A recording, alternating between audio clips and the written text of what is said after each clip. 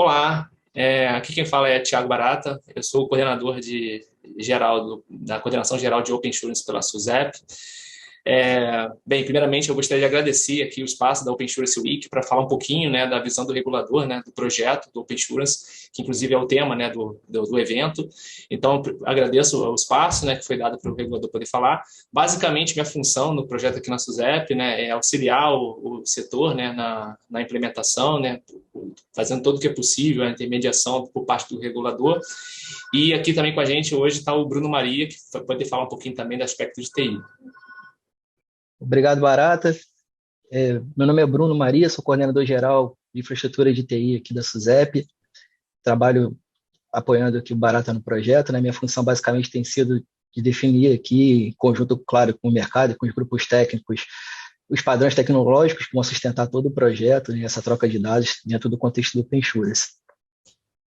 Perfeito. Então, eu vou começar falando aqui. Eu acho que é importante, né, o primeiro aspecto, a gente sempre vem falando em várias rodadas de conversa, né, com o setor e com o público em geral. Eu acho que é sempre bom reforçar, né, alguns aspectos de contextualização geral do projeto. Quando a gente vê, né, a resolução CNSP 415, a circular SUSEP 635, que são, né, os pilares, né, de regulamentação do projeto, a gente vê lá, né, a definição de Open Insurance, né, de sistemas de seguros abertos, como compartilhamento padronizado de dados e serviços, né, integrando sistemas no mercado de seguros, previdência, complementar aberta e capitalização. Mas antes de mais nada, vale a pena também reforçar, e como deve ser de conhecimento de todos, que o seguros no Open Finance já é uma realidade, né? Desde a resolução conjunta, né, do CMN do Banco Central, número 1 de 2020, e o seguro já é uma realidade no Open Finance. Então, o que a gente vem aqui, né, junto com o Open Insurance, né, é trazer também todas as empresas, né, que não são membros de grupos, né, instituições financeiras, para dentro do contexto do Open Finance e, de fato, a gente conseguir fazer, né, um Open Finance mais amplo, né, e evitando, assim, assimetrias. O ponto que a gente tem que destacar, né, que nesse aspecto, não pode a organização do Estado brasileiro, né, que pese diferentes reguladores, né, ter tratamentos divergentes, né, para dois grupos distintos de empresas, né. Então, a gente aqui tem um trabalho muito conjunto, né, com o Banco Central, que já tem um estágio mais avançado na sua regulação, reuniões assim, sempre tempestiva com o Open Bank, buscando esse alinhamento. Então, a partir dessa ótica, é natural e desejável que diversos aspectos que foram definidos por Open Insurance bebem da fonte do Open Bank, né? Então, a gente tem o Open Bank como grande benchmark e acelerador do nosso projeto. E algumas inspirações vêm de lá. Por exemplo, né, o foco no consumidor, né, a questão do consumidor ser o foco do projeto, é uma das diretrizes que está no Open Bank e também no Open Bank Brasil e em outras jurisdições. A partir desse momento que a gente define esse centro no consumidor, a gente tem que buscar soluções mais simplificadas, tem que ser, né, transparente para o consumidor. A partir do momento que a gente mira uma integração, uma interoperabilidade, tem que ser transparente para o consumidor se ele é um cliente de uma empresa que é membro de um grupo de instituições financeiras ou se não é de um grupo de instituições financeiras.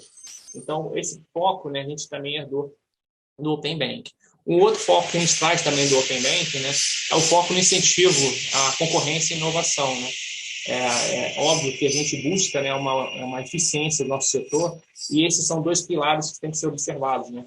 Então, muito que a gente está fazendo aqui, né, busca, na verdade, transpor, né, avançar com a barreira que a gente tem já de eficiência no nosso setor, e essa busca vai ser uma busca constante junto com o projeto. E casa muito bem, né, com as agendas do nosso setor nos últimos anos. Para fazer uma entrega de um projeto dessa magnitude, obviamente, né, nós miramos assim, algumas fases, né, e esse projeto também foi faseado, vou falar um pouquinho mais à frente sobre isso, assim também como foi feito no Open Bank. E, por fim, um dos aspectos que a gente pode, né, trazer também do Open Bank, que a gente trouxe alguns aspectos técnicos do Open Bank. Por exemplo, a questão de ter uma governança central que, de fato, vai implementar o Open Insurance na indústria, né? A reciprocidade no compartilhamento, que foram pontos que o Banco Central trouxe de outras jurisdições, Austrália e Índia, né? Padrões técnicos definidos em atos normativos, que veio aí de outro país, que foi o México, e com isso a gente consegue herdar, né, assim, algumas boas características que já tem definidas no Open Bank. Então, acredito eu que não vai ser novidade para muitas pessoas que estão aqui nos assistindo. E aí é importante, né, com isso em mente, né, pensar, então, quais são, né, os possíveis benefícios para o nosso setor e quais são alguns conceitos e bases que a gente tem especificamente para o nosso setor falando. Primeiramente, eu já falei, né, a questão do projeto ser centrado no consumidor, foca no cliente. Isso aqui é um mantra, né? O tempo todo a gente tem que estar pensando nisso. Muitas vezes, né, até com o paradigma da LGPD, o setor às vezes ainda não se acostumou com a ideia, por exemplo, do consumidor ser, na verdade, o dono das suas informações. Então, independente, né, do que a gente estivesse fazendo aqui no Open Insurance, caso o cliente, né, queira, né, que essa informação seja transacionada de ponto A para o ponto B, com a nova regulamentação isso já é possível. Então, aqui, na verdade, outro ponto que a gente costuma falar, que o Open Insurance não é fim, e sim meio de uma ação do consumidor. Caso, assim, julgue necessário, caso haja uma visão de que ele vai ter um benefício, né, para a sua pessoa, que isso possa ser executado num ambiente seguro, né, eficiente e moderno. E, obviamente, inovação e concorrência é algo que a gente já falou aqui também, é outro aspecto que a gente sempre busca. A cidadania financeira, né? A gente tem, assim como em outros países, né, algumas dores, né? E a dor da inclusão financeira é algo que a gente tem aí em diversos outros países. E a gente busca, a partir do momento que a gente consegue, né, simplificar o acesso, que você consegue, né, tentar trazer mais pessoas para dentro de um ambiente que é um ambiente padronizado, logo escalável, a gente tenta trazer mais pessoas para dentro desse ambiente e, assim, ter maior inclusão, né, securitária da nossa população. É um grande objetivo, né, da SUSEP também com esse projeto e temos certeza que a gente vai ter sucesso com isso. Obviamente, também, a partir do momento que a gente tem diversas pessoas entrando, né, nesse Open Insurance, no sistema em si, né, na verdade, no ecossistema, a gente cria um padrão, a gente tem a certeza que a gente vai ter um outro benefício, grupo de benefícios, que é maior agilidade, precisão e conveniência da troca da informação, do que, por exemplo, seria se a gente não tivesse um ambiente padronizado para fazer toda essa troca de informações no nosso setor. Outro aspecto que a gente vê como benefício, né, maior segurança e privacidade, o Bruno vai poder falar um pouquinho mais à frente sobre isso, mas algumas cuidados estão sendo feitos, né, para que essa troca de informação seja de fato segura dentro do ecossistema. E aí eu não vou entrar no detalhe, senão vou roubar um pouco da fala do meu colega Bruno. E outro aspecto que a gente também trouxe no nosso normativo é a integração com o Open Bank, né, como eu já falei. Então, a gente tem, né, para poder fazer isso, algumas quebras de paradigmas, né, de novo, como eu já falei, focar no cliente, o cliente é dono dessas informações, ele tem que ser o senhor dos seus destinos, né, os sistemas têm que ser padronizados, então algumas seguradoras, algumas empresas do setor têm que abrir mão, né, um pouco de como essa informação estava na sua base de dados e tentar buscar um senso comum, né? E um ponto que talvez até o Bruno vai poder falar um pouco, é que aqui a gente está fazendo desenvolvedor como foco, né, do ambiente. Ou seja, a partir do momento que a gente padroniza toda a informação, o desenvolvedor passa, na verdade, a ter mais tempo para, de fato, se dedicar ali ao que se chama de front-end. Como essa informação, como os aplicativos, sites, enfim, serviços vão ser entregues para a sociedade. Bem, para isso tudo, obviamente, a gente utiliza referências internacionais.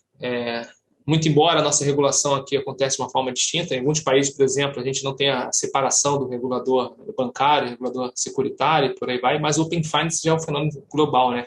Esse evento é mais um dos eventos que a gente tem numa agenda de eventos que é bem diverso. Então, a gente tem o Open Finance sendo implementado aí no Reino Unido, União Europeia, Rússia, Austrália, Nova Zelândia, Índia, Leste Asiático, Singapura, Hong Kong e por aí vai, tá? E aí, obviamente, cada país vai focar, né, no que naquele momento ele enxerga como o maior benefício desse movimento de openização, digamos assim. Por exemplo, no Reino Unido a gente tem um foco grande na concorrência e, por exemplo, também quando a gente olha um pouquinho mais já do Sudeste Asiático, ali Singapura, Hong Kong, a gente já vê claramente o maior foco na inovação. Perfeito? Então, antes de passar a palavra para o Bruno, né, é bom estar claro que todas as empresas então do setor, né, vão estar dentro desse ambiente. Algumas podem estar, na verdade, podem ser voluntárias e outras são mandatórias. Quais são as mandatórias? Assim como no Open Banking, né, foi feito, na verdade, uma mandatoriedade, foi definida uma mandatoriedade para as empresas de maior porte, que são, no caso, as sociedades S1 e S2 dos grupos bancários. Aqui a gente seguiu o mesmo raciocínio. As seguradoras dos grupos S1 e S2 serão mandatórias no sistema, já estão, né, na verdade, já foram assinados os contratos, e também há a possibilidade de voluntários, né, aderirem ao Open Insurance. Obviamente, existe um pilar aqui no nosso sistema, nosso ecossistema, que é a reciprocidade, ou seja, se você quer ser voluntário no Open Insurance, né, a sua empresa compartilhar as informações no Open Insurance, ela poderá receber informações também através da padronização do Open Insurance. Então, para você receber informações, você tem que dar informações. Basicamente, esse é o princípio da reciprocidade. E existe também as sociedades iniciadoras de serviços seguros, que serão credenciadas, que nada mais é do que as TPPs, que a gente está prevendo aqui também no nosso ecossistema. Mas eu vou poder falar um pouquinho mais à frente para vocês. Mas aí é bom agora o momento para eu dar uma deixa para o Bruno, né, que ele vai poder falar um pouquinho de toda essa parte de padronização, das APIs, arquiteturas e infras com muito mais propriedade, Bruno. Obrigado, Barata. Como você comentou, aí, o coração do Open Source é a troca de dados entre os participantes, né? Então, assim, a solução tecnológica que a gente tem para fazer essa troca de dados de forma segura e moderna hoje são as APIs, que já é um conceito amplamente divulgado no mercado, já é o padrão de fato para isso, né, em todas as aplicações tecnológicas. E as APIs, aí falando um pouquinho, né, o que é uma API? Basicamente uma interface para você fazer esse compartilhamento de dados de uma forma padronizada, onde você estabelece ali uma espécie de um contrato, né, do que vai ser disponibilizado. Ali você define basicamente qual dado que você vai poder consumir, como ele é acessado, qual o desempenho que se espera ao acessar esse dado. Então, esse é um dos trabalhos super importantes que tem sido feito aqui no projeto, dessa definição desse escopo de dados, de quais são os dados que vão ser compartilhados, que vão estar disponíveis nesse ecossistema do Open Insurance. E, inclusive, a gente soltou ontem uma versão atualizada desse manual, que acho que vale consultar lá para ter a última versão atualizada sempre. Quais são os artefatos que a gente produziu no escopo dessa definição, né? Basicamente, você tem lá o manual do escopo de dados em si, que é o artefato principal, que é o guia ali, né? Tem as orientações gerais, quais são os dados que têm que ser compartilhados. Você tem as especificações técnicas que vão apoiar o time de desenvolvimento, e o Swagger, que é o padrão, de fato, para a especificação tecnológica de APIs, que é um padrão aberto, que é um padrão que todo mundo já está acostumado a consumir, e a gente teve esse cuidado também de adotar sempre padrões tecnológicos, arquiteturas, especificações que já são conhecidas pelo mercado para facilitar a adoção e acelerar o desenvolvimento das APIs no projeto. E, obviamente, acho que um ponto importante também para ressaltar é que todo esse ecossistema de APIs, essa troca de dados, ela tem que ser gerida, né? Tem que ser governada por uma estrutura central, que a gente já prevê isso no projeto. Existe uma estrutura de governança que vai suportar todo o projeto e vai fazer essa gestão e controle de acesso e segurança de todo mundo que está participando ali no ecossistema. Então, acho que vale a gente destacar aqui, acho que 3 pilares aí, né? 3 componentes principais dessa estrutura de governança. Você tem o diretório, que ele faz toda a gestão de identidades e esse processo de onboard e cadastro de participantes no ecossistema. Então, só entra, de fato, no Open Insurance quem está cadastrado, autorizado e validado. E, obviamente, para poder ter acesso a esses dados e compartilhar e consumir dados, tem que estar cadastrado previamente no diretório. Então, esse é um ponto importante. Sobre as APIs também, ele tem uma função super importante que é de autorização e certificação dessas APIs, de registro das APIs, né? Então, assim, uma vez que os participantes estão autorizados a participar, a atuar dentro do Open Insurance, o diretório ele certifica se isso está de conforme os padrões tecnológicos e de segurança que foram previamente definidos antes de disponibilizar uma aplicação efetivamente para consumo amplo, né? E, além disso, como são múltiplas APIs de múltiplos produtos e participantes, a ideia é que também você tem um ponto central que vai permitir ali o discovery, né, a descoberta de quais são as aplicações que você pode consumir, quais são as APIs que estão disponíveis, os endpoints, por quais sociedades ali quais participantes já disponibilizaram aplicações que você pode consumir, que já estão em produção, efetivamente. E, além disso, ele também disponibiliza lá indicadores sobre desempenho, disponibilidade, tudo que está no ecossistema ali, que acho que é um aspecto importante também, porque tudo isso tem desempenho previamente combinado, já especificado lá nos manuais, que é um ponto de atenção, inclusive, na especificação das APIs, né? Aí, existe também uma estrutura importante que é a do CSDESC, que sustenta, né, suporta todos esses serviços prestados pela estrutura de governança. Então, ele tem ali 2 grandes funções, que é, num primeiro momento, ele prover informações para os participantes, né, de como se dá o desenvolvimento das APIs, padrões, escopo de dados e tudo. Então, essa estrutura pode receber essas sugestões de melhorias também, de padrões tecnológicos e prover essas informações. E, obviamente, também no pior cenário, quando alguma coisa parar de funcionar, quando você tem uma interrupção no serviço, e o CS10 que está ali para, obviamente, captar isso, responder rapidamente e restabelecer o serviço. E existe um terceiro componente também, que é o portal. O portal é o meio de comunicação principal aí do projeto. Então, ele tem uma dupla função ali, né? Tem dois perfis. Você tem um perfil mais institucional, que visa ali explicar sobre o projeto, quais são as fases, os produtos, os entregáveis, e também um pouco de educação nesse sentido, né? Do que é o Open Assurance, transmitir isso para a sociedade de forma clara e objetiva. Mas também existe uma previsão ali de uma área específica para o desenvolvedor, que vai apoiar o desenvolvimento de todas as APIs que estão planejadas lá no escopo de dados, né? Então, lá você vai poder encontrar todas as orientações, as especificações, os guias de implementações, quais são os protocolos de segurança que você tem que respeitar para poder começar a implementar. Então, ali é o seu guia, né, o seu ponto central para começar a desenvolver as APIs. E, assim, eu comentei tudo isso, mas, obviamente, que são várias estruturas e o projeto ele é faseado, então isso vai entrar de forma gradual, conforme a maturidade do projeto for subindo, e o Thiago pode falar um pouco melhor aí sobre as etapas do projeto.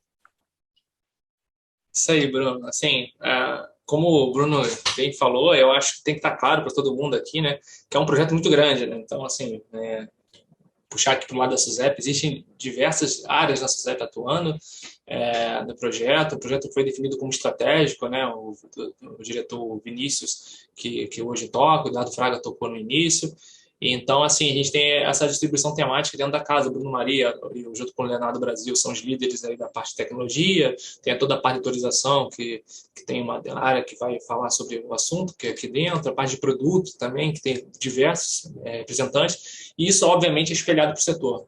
É um projeto que vai tocar diversas empresas do setor e diversas áreas das empresas. A gente vê aí diferentes rostos trabalhando, né, para o projeto ser o maior sucesso possível. Então, como o Bruno falou e fez a deixa para mim, assim, obviamente o projeto é faseado, né? Eu acredito que muitos de vocês que estão assistindo, né, esse evento já têm ideia, né, de como é esse faseamento, mas eu acho que no FUTA aqui a gente reforçar alguns prazos. A gente tem, a partir de dezembro, né, no próximo mês, a previsão de início da fase 1, onde a gente tem o Open Data, né, que são os dados públicos, né, e aí, nesse momento, as empresas vão poder, né, compartilhar dados e informações públicas, ou seja, quais são os produtos que estão disponíveis, onde são os seus canais de atendimento e por aí vai. Durante esse mesmo prazo, né, de dezembro ali, a gente tem ali algumas entregas de infraestrutura, algumas que o Bruno já citou, né? A gente inicia o registro no diretório de participantes para ele poder saber, né, quem são as empresas que vão estar fomentando essa informação de uma forma segura. E aí tem algumas entregas, inclusive, que acontecem, né, desenvolver da fase 1, também da parte de infraestrutura. Então, aí, que pese, a gente tem aqui o início da fase 1 em dezembro, considerando que no nosso setor a gente tem muitos produtos diferentes, né, a gente fez, na verdade, uma janela de entradas dos produtos, né, ao longo desse período, que vai desde dezembro de 2021 até setembro de 2022. Então, no começo, nós vamos inicializar com os dados, né, das principais linhas de negócios assim, para o consumidor, que inclui, né, seguro de automóvel, seguro residencial, seguro de pessoas, coletivo e individual, previdência e capitalização. E aí depois, nas próximas fases, vão entrar os demais seguros, né? Transporte, enfim, por aí vai. E aí até setembro a gente fecha essa fase 1. Também em setembro, né, a gente inicia a fase 2, que aí sim a gente tem aí o início, né, do compartilhamento de informações de dados pessoais. Então, aí nesse momento, a gente tem aí até uma crescente de segurança, né? Porque nesse momento a gente vai ter aqui uma definição, se um consumidor considerar vantajoso, ele vai poder compartilhar sua informação de uma empresa A para uma empresa B. Então, que tipo de informação ele poderá transitar? Ele poderá, por exemplo, passar o seu cadastro, seu e seus representantes, quais foram as movimentações que ele teve na pólice, por exemplo, o comunicado de um sinistro, o fluxo de pagamento de prêmios, né? Os registros de dispositivos eletrônicos também vão entrar em determinado momento. Então, nesse momento, a gente tem uma nova e grande etapa, né, que é a fase 2, se inicia em setembro de 2022, e ela vai seguir até junho de 2023. Por que houve esse faseamento, né, dessa segunda fase? Porque que nesse momento a gente tem uma vantagem do setor que já foi estruturado o SRO, que é o nosso sistema de registro de apólices, né? E a gente vai beber das mesmas informações que são utilizadas para fazer o registro, né, do SRO. Então, é natural que haja, né, uma conversa entre esses dois projetos, e como é um projeto que também está em implementação, a gente achou por bem, né, e mais conveniente, seguro para o setor, que esse projeto também fosse casado, para evitar um duplo trabalho nessa entrega. A partir de dezembro de 2022, a gente inicializa uma terceira fase, que é a fase de serviços dentro do Open Insurance. E o que acontece, né, nesse momento? Nesse momento, a gente vai poder ter, né, no nosso ecossistema, por exemplo, né, o acesso aos produtos, né, alterações nas apólices, que são os endossos, resgate ou portabilidade de produtos de previdência, por exemplo, pagamento de sorteios, né, e aviso de sinistro, talvez até de uma forma automatizada dentro do ambiente. Então, a partir de dezembro de 2022, será uma terceira fase. Bem, então, a partir do momento, né, que a gente tem os serviços, né, dentro do Open Insurance, isso aqui deixa para a gente falar, né, sobre a figura que a gente tem aí dos nossos TPPs, que são as sociedades iniciadoras de serviços seguros, né, que são as empresas que vão ser credenciadas para poder auxiliar, né, nessa execução de serviços dentro do ambiente.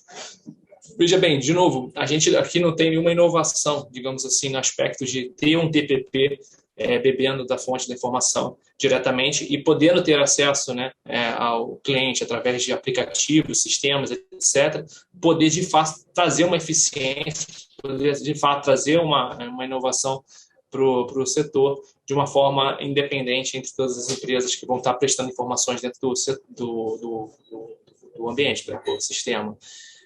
Então, as CIS, né, na verdade, é uma regulamentação nova, que a consulta pública, inclusive, está finalizou agora recentemente, a consulta pública 34, e para essas empresas estarem atuando, né, dentro do sistema, é óbvio, né, assim como também foi feito para o Open Bank, onde temos lá iniciadores de pagamentos, uma série de requisitos vão ser feitos para essas empresas, que vão desde requisitos financeiros, requisitos de governança, sigilo dos dados, informações de segurança cibernética, requisitos relativos à prática de conduta quanto ao relacionamento com o cliente e por aí vai. Essas empresas vão estar sujeitas, né, a credenciamento específico, né, funcionamento, descredenciamento, sanções administrativas e por aí vai. Bem, e aí, né, um ponto que eu acho que cabe falar, né, porque é um assunto que sempre vem, né, quem pode ser, né, essas sociedades iniciadoras de serviços seguros, né? Certamente serão empresas, né, que possivelmente já atuam no setor. Vale a pena reforçar que nós já temos, né, a utilização de insurtechs, né, fintechs no nosso setor. Isso não é uma novidade, né? O que está de novidade aqui, na verdade, é uma padronização. Já temos empresas auxiliando seguradoras, né, no ato de acesso, já temos empresas ajudando o nosso setor na questão de regulação de sinistros e por aí vai. O que está trazendo aqui, na verdade, é uma padronização. Então, a gente espera que essas empresas possam vir a se credenciar como uma CIS. Obviamente, a gente também espera, né, também alguns mitos que são falados algumas vezes aí, os corretores possam vir a ser também, né, sociedades iniciadoras de serviços seguros, né, através de constituição de empresas específicas, né. Obviamente, os corretores, nesse momento, vai ter aqui, eu acho, um potencial ganho a partir do momento que você traz mais pessoas para dentro do sistema, que é um dos objetivos com o sistema, é a gente poder incluir mais pessoas, ter acesso a mais pessoas. Os corretores vão ter uma figura central aqui de poder auxiliar essas empresas, essas pessoas que vão estar entrando no nosso setor. Então, eu também visualizamos os corretores nessa atuação de uma forma geral. Bem, e para falar, né, sobre todo esse mundo, né, então a gente vai ter aqui, na verdade, uma atuação, né, de diversas empresas, né, já no nosso setor, as sociedades seguradoras, as empresas de capitalização, as sociedade de previdência abertas, né? E aí eu acho que é importante, né, sociedades iniciadoras de serviços seguros, então acho que é importante também, nesse momento, o Bruno endereçar alguns temas que podem ser alguns pontos de atenção no projeto, né? Desde a segurança e eficiência, de que forma a gente pode, né, de uma forma geral, garantir, né, que desses focos, que são alguns assuntos estratégicos, né, possam ser endereçados dentro do sistema. Bruno, talvez você pode falar um pouquinho sobre isso. Perfeito. Acho que vale reforçar que o Open Insurance ele é seguro by design, né? Então ele foi projetado para ser seguro desde o início. E ele tem múltiplas camadas que garantem essa segurança de todos os participantes, de todos os dados que estão sendo trocados ali dentro desse ecossistema. Então, como os dados são trocados por API, né, pelo canal da internet, e sim, a gente tem algumas barreiras aí de segurança, alguns mecanismos que garantem essa troca segura. Então, dentre eles, acho que o primeiro ponto que vale reforçar, ainda falando de APIs, assim, são os próprios protocolos de segurança que foram implementados, né? A gente usou padrões, como eu comentei antes, padrões abertos, padrões arquiteturais, especificações tecnológicas abertas e de mercado, como o padrão REST, né, o AUF2, que também é um protocolo de autorização bem familiar a todo mundo que desenvolve APIs. O OpenID Connect também, que também já é um padrão de mercado para transações de APIs. E numa etapa mais avançada, onde a gente for prever transações efetivamente, também está previsto lá o uso de FAP, né, que são APIs financial grade, aí, que prevê um nível de segurança muito maior, onde inclusive já é adotado pelo próprio Open Bank, né? Acho que isso também é um aspecto que vale a gente reforçar, que assim, todos os protocolos de segurança eles foram herdados e dentro das discussões dos grupos técnicos também aprimorados para poder ser o mais compatível possível com o ecossistema do Open Bank e também garantir a segurança dos dados do mercado de seguros. Isso é assim, isso falando da proteção inicial da especificação das APIs, né? Claro que ao rodar o projeto, uma vez que isso já estiver em produção também está prevista aí pela estrutura de governança a criação de trilhas de auditorias, né? Então, toda a movimentação, todo o histórico de transações, as empresas têm que manter esse histórico através de trilhas de auditorias e a governança pode consultar. Então, quem teve acesso ao que, o desempenho esperado, tudo isso vai estar auditado numa base que a gente pode consultar lá e verificar se houve alguma falha de segurança, né? Ou de respeito a alguma especificação lá previamente estabelecida nos manuais. E, em última instância, também você pode reagir ao incidente de segurança que houve, que assim, a estrutura de governança tem essa possibilidade de bloquear eventuais APIs que foram consideradas vulneráveis ou que estejam desrespeitando alguma especificação previamente definida, né? Então, assim, você tem ali essas três camadas. Você tem a proteção, você tem a detecção e em última instância, a reação seria de desabilitar essa API, ainda que temporariamente, né, até que seja acertada para ficar compliance novamente e voltar a ficar operacional. E já caminhando aí um pouco para o final do nosso debate, acho que gostaria de destacar também o caráter inovador do projeto do Open Insurance. Ele é um projeto que vai abrir novas possibilidades para o mercado, né, assim, viabiliza novos modelos de negócio, e para quem já está no ecossistema também, a própria aquisição de novos clientes, uma vez que vai permitir essa troca de dados, né, entre os participantes e acho que a captação de novos clientes fica facilitada para as seguradoras.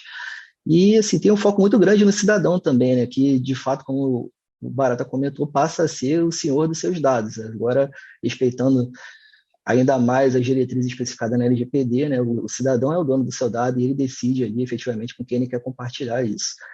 E assim, acho que como uma consequência também, assim, desse compartilhamento de dados, isso fomenta a inovação dentro do mercado de seguros, tende a baixar os custos dos produtos de seguros, uma vez que vai se aumentar a competitividade, né?